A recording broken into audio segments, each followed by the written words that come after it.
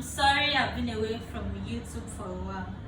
Yes, sometimes there are some things that we cannot manage or we cannot control. But it is me, I'm back here. So today we'll be making sugar syrup like I promised. In my previous video, I taught us how to make sponge cake, and I said I was going to be teaching how to make sugar syrup in my next video. Even though that video took a while, I'm here now and we'll be making sugar syrup today.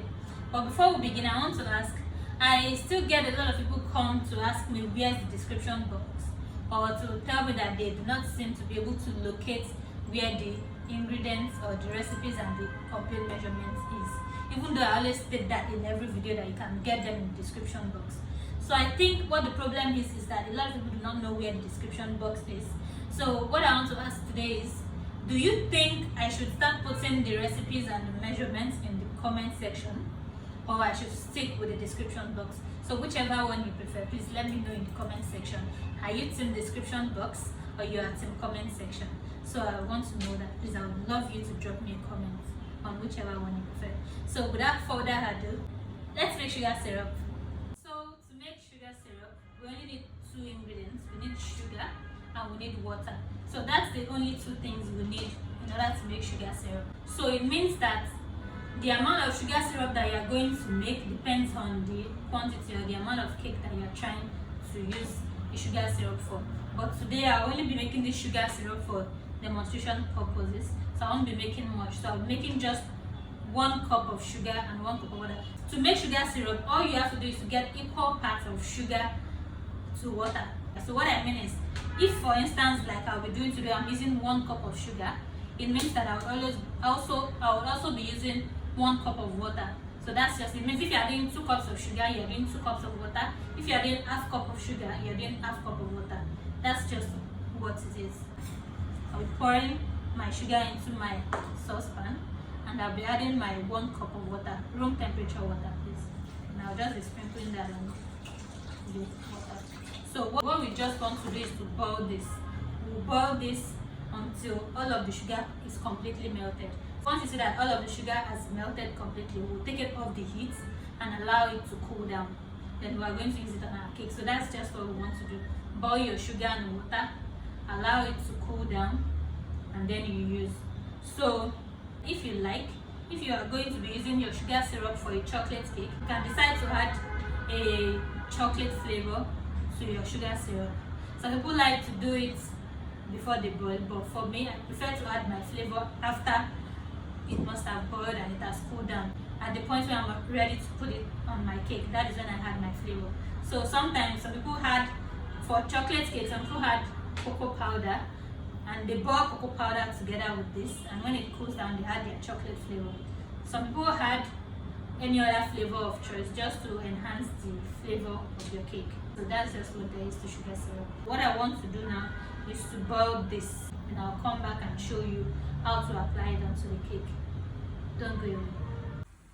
So my sugar and water is on the fire now, and this is what it looks like. It's beginning to simmer and it will start boiling briskly very soon. So it's boiling now. So as you can see, we still have a little bit of sugar left here. So I'll wait for that to dissolve, and then we'll take it off the heat. It's completely dissolved. Transferring my sugar syrup into this glass jar. So this is what our sugar syrup looks like, and I'm actually waiting for it to cool down before I show you how to use it on the cake.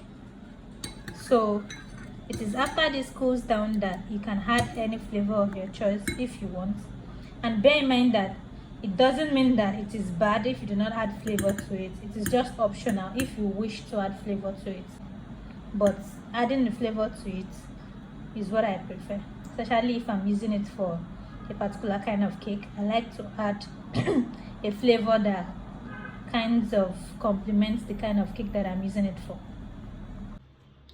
So now our sugar syrup has cooled down completely. So what I want to do is I'll be putting it on a cake. So today I do not have a whole cake on hand, but I have a cake slice sitting somewhere and it has dried out. So I thought I should use this to show you how to use or how to put it into your cake. And please bear in mind that you are putting sugar syrup on a whole cake, a whole layer of cake, not a cake slice like this. This is just for sample purposes, please. So if let's assume that this is my cake, what I'll just do is I take a skewer like this and I poke holes into my cake, as you see me doing now. So why I'm poking holes is to enable the sugar syrup to penetrate. So I poke holes all around my cake like this. So please bear in mind that it is not a must that you add sugar syrup to your cake, except your cake has dried out. But for me, I like to add sugar syrup to my sponge cakes and allow it to sit. So that is why I'm recommending, or that's why I'm showing you how to make sugar syrup, because sponge cakes for me, they dry out fast. So this is what helps me to keep it moist, sugar syrup.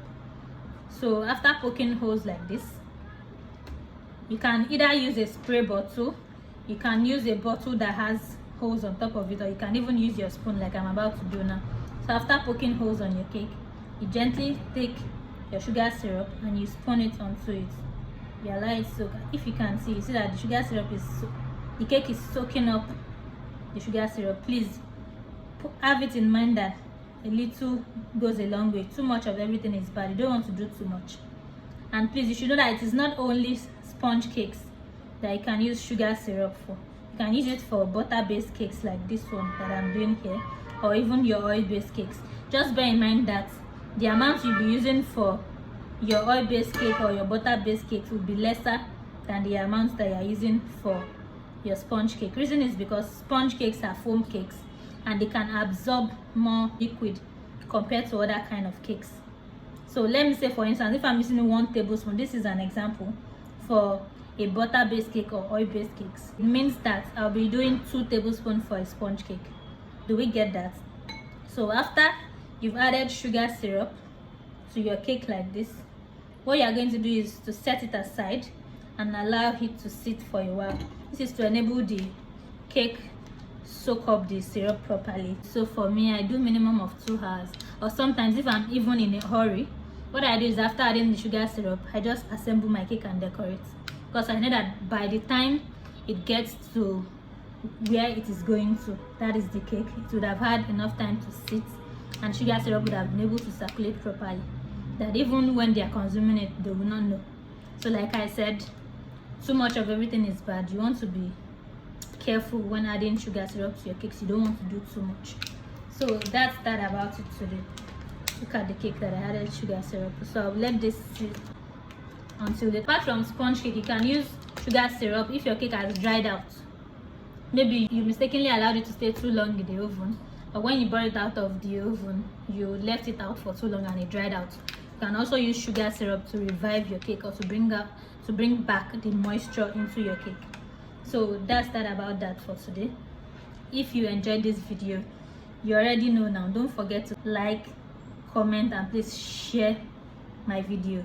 And also do not forget to subscribe to my YouTube channel. Thank you very much. See you next time. Bye bye.